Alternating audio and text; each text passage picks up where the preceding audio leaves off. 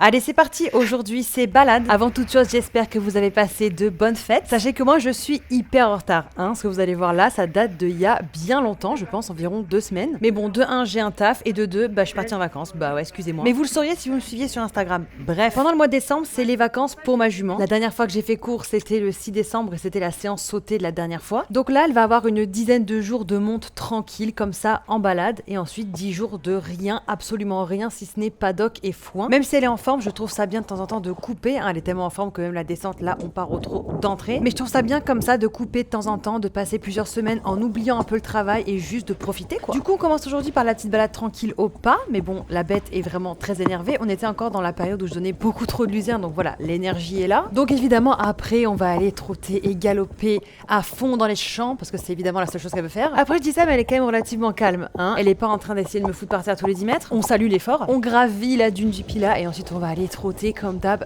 reine longue, tranquillou. Franchement, je vous jure, allez trotter dehors, allez galoper dehors. Je sais que ça peut être intimidant pour certains, mais accrochez-vous, ayez confiance et je vous promets, c'est l'une des meilleures sensations du monde. Ma jument a été exécrable en balade, vous le savez, c'est pour ça que j'ai commencé mes vidéos et regardez aujourd'hui, c'est vraiment un kiff. Tellement un kiff que là, je me chauffe, je me dis, tu sais quoi, on saute les bouts de bois.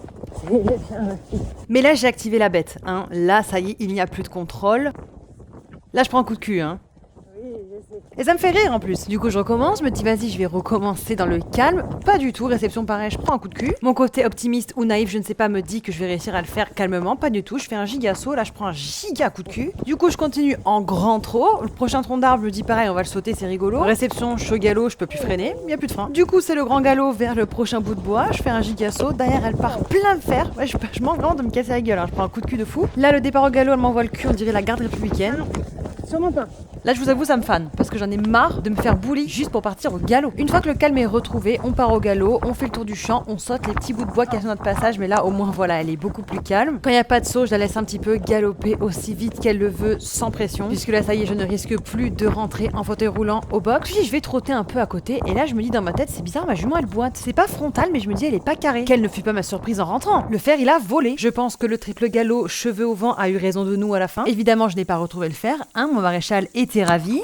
C'est les risques du métier. Sur ce, ma jument et son pied nu vont au paddock pour y passer la journée. Petit pyjama parce qu'il fait froid. Et puis c'est fini. Bisous.